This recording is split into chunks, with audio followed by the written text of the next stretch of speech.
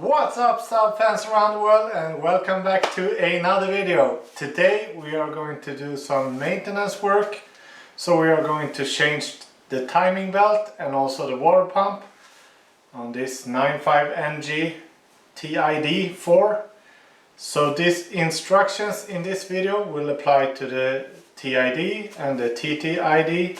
So it's basically similar on all the newer Saabs. Either you have a 9.5 or a 9.3.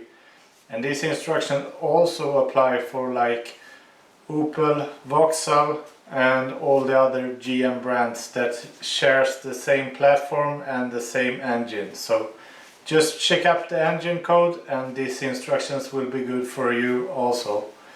So let's see what we have to work with today. So here we have the parts that we are going to use. The timing belt, we got the tensioner and another pulley that's needed in, or it's included in this kit, and also some new bolts. And this is a Dayco timing belt kit. There's tons of them. You can use Continental, you can use Gates, either or. I think most of them work fine. I have used this before, that's why I chose it again. So it's a nice price and works really good.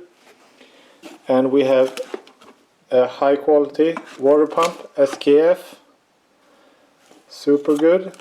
So that's going to be installed as well.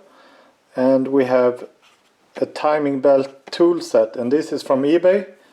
I have used it once before. So I'm also going to change oil and filter, because I haven't done that on this car since I purchased it. And these cars should have the timing belt changed every 10 years or 150,000 kilometers. This car right here has just passed .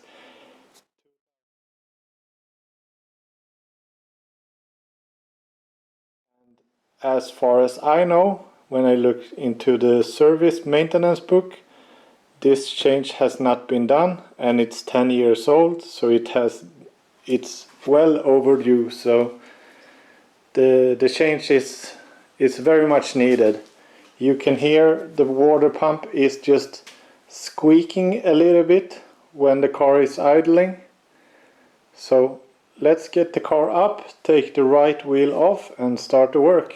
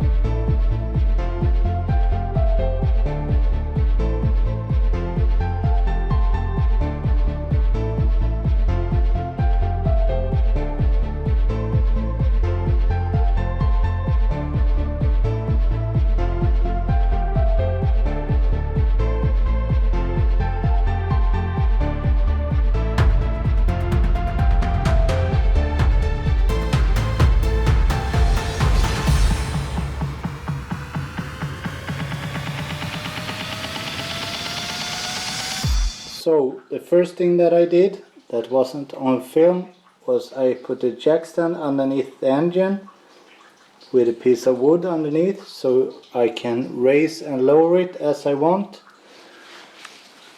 Then I removed the engine mount. Then the tensioner for this multi-purpose belt. And there was a sprint supplied in the kit, but it was a little bit too big. So I ended up using a 3mm to just put it in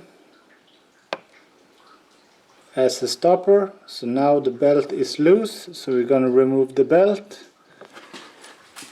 And then we're going to remove this lower pulley and get that out. Then we're going to start to take off this protection of the timing belt.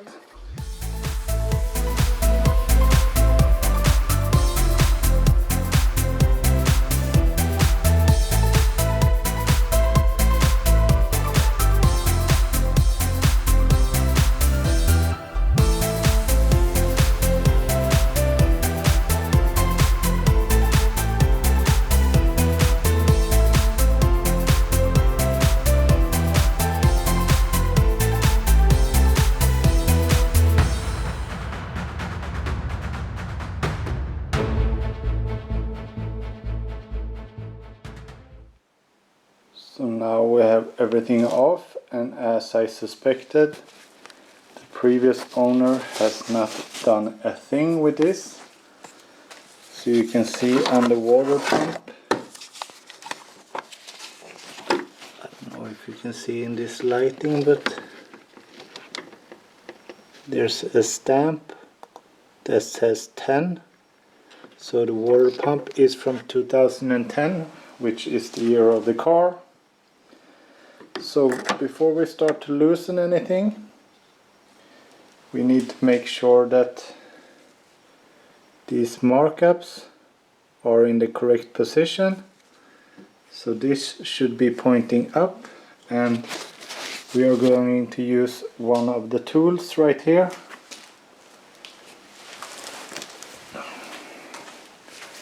This one right here that comes in the kit. So I have removed this little hex screw that sits right here on the side. So we will thread in this instead. I'm not going to do it right now, but when we thread this in, the spring that's here is going to pop out, and it's going to lock the camshaft.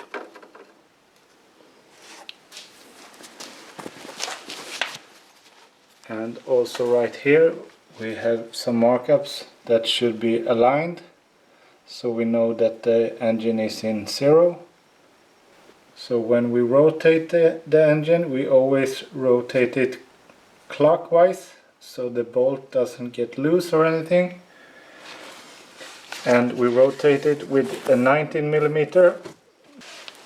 So when this pops in place together with this, we could start to loosen the tensioner right here.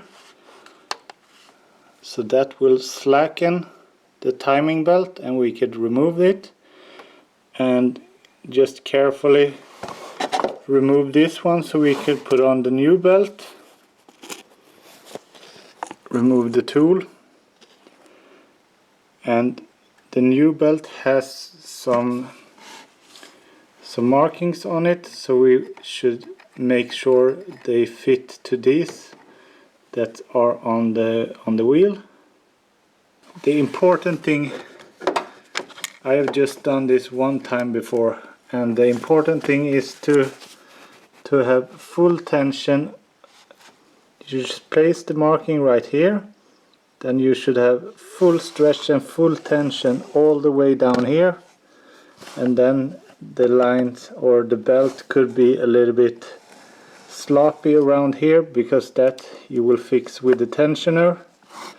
So the important thing, this is locked in, so you will place the new timing belt over it, stretch it basically as hard as you can down to the lower wheel, and then thread it up right here.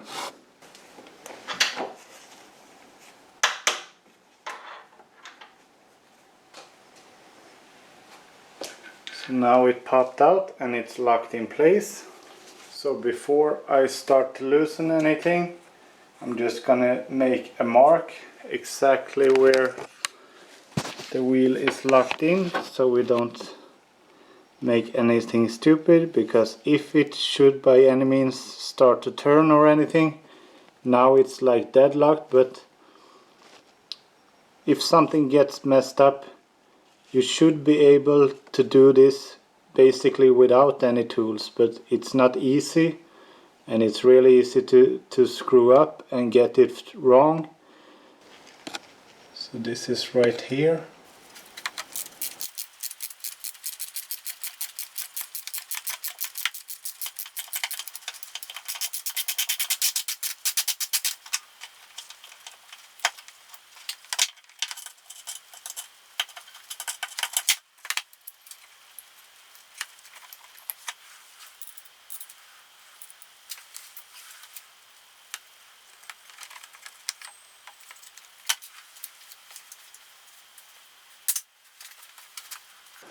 So now, since we got that off, we're going to remove and replace the water pump.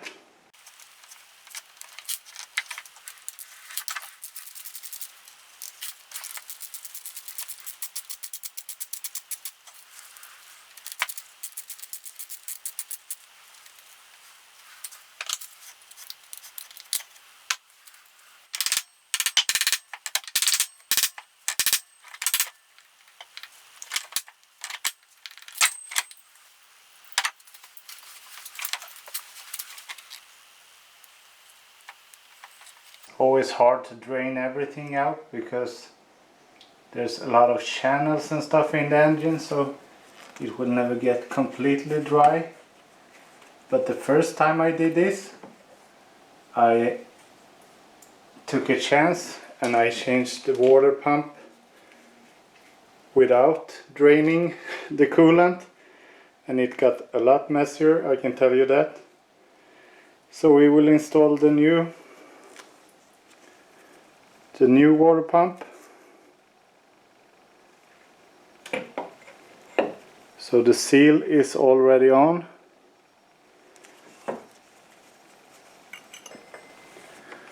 And we're gonna install the screws together with some Loctite.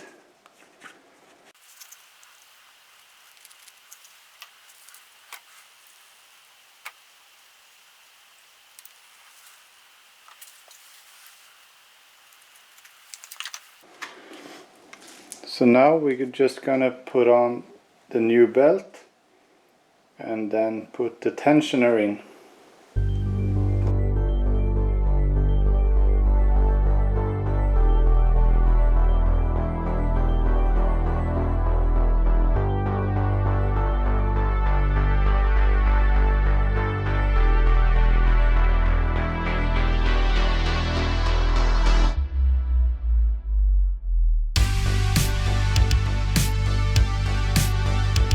So this is what you're aiming for before putting the tensioner on. So since this is locked in, you will overlay it right here, then pull it down, and in my case I had to like rewind this wheel down here like just a couple of millimeters so you could get grab of another tooth right here on the timing belt, and then I put it back into its position where it should be according to the marking. It got full tension right here as it should, and it's lacking on this side, and that's the way it should be.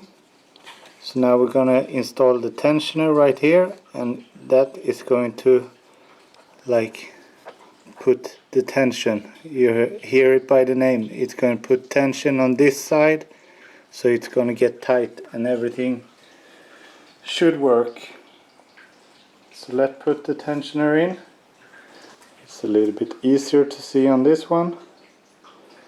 So when you have threaded in, just keep it a little bit loose so you could tension this.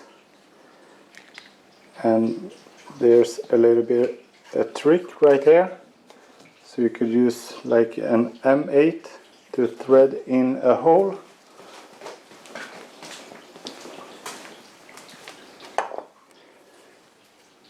I think it's down here.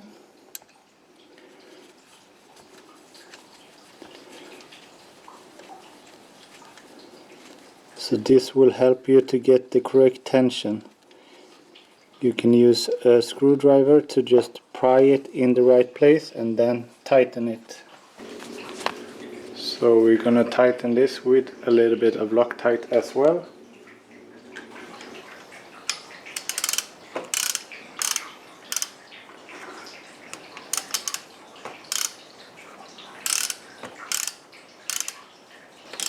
I can show you the tensioner, and at the same time we will go over, since there are some markings on the new belt. You can see that the first one is exactly where it should be. And if we follow down here, if you had got this right, you will see that we also have, I hope you can see that we got the white line on the inside where it should be.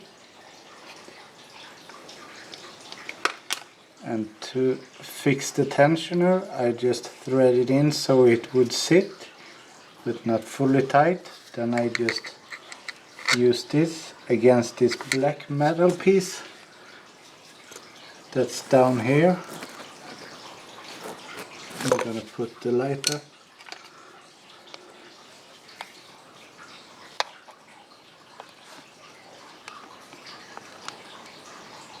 This black metal piece right here, then you pry it backwards until you get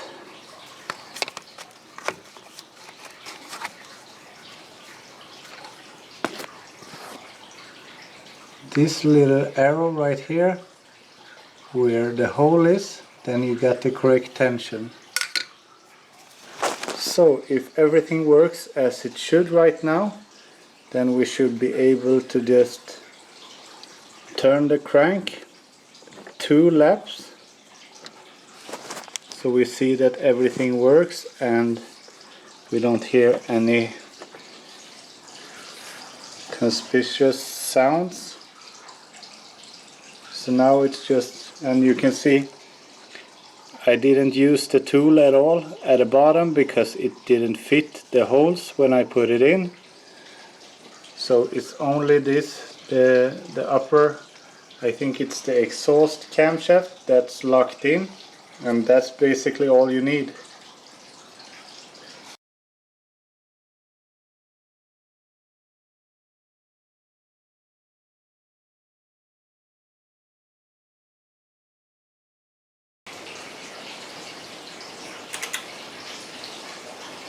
And you can see when it comes around the second time,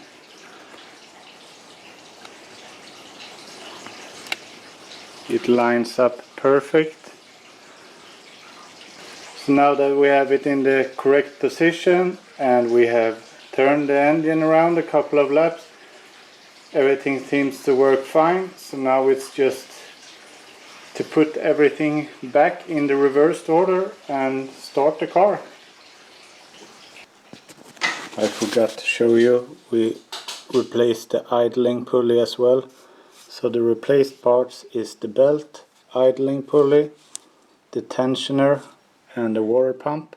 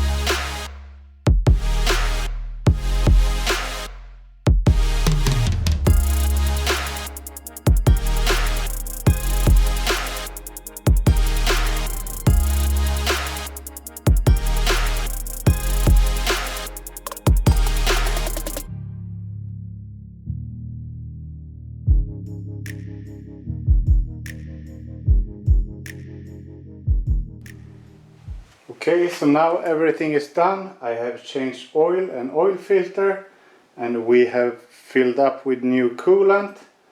The only thing is when we start the car, the coolant is going to be filled in the engine, so we have to refill that after we have started it, but let's try to start it and see if everything works.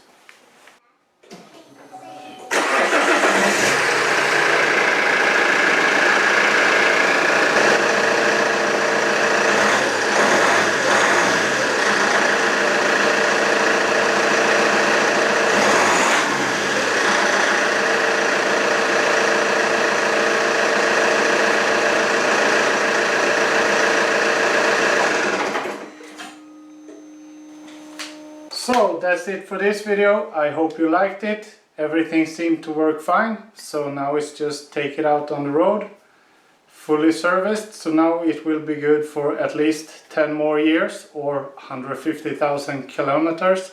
I think 10 years will be the first thing. We will see. Anyways, I hope this video was real helpful and could help some of you out there to do this change as well. Like I said, the only toolkit you need and some time, and you will do this like in one evening in the garage or even at the parking lot. There's not a lot of tools required, so I hope you will do it by yourself, because there is a lot of money to be spared. And if you have any questions regarding this change, please comment down below and I will try to answer. Otherwise, subscribe to the channel, give it a thumbs up, and I will see you in the next one. Bye!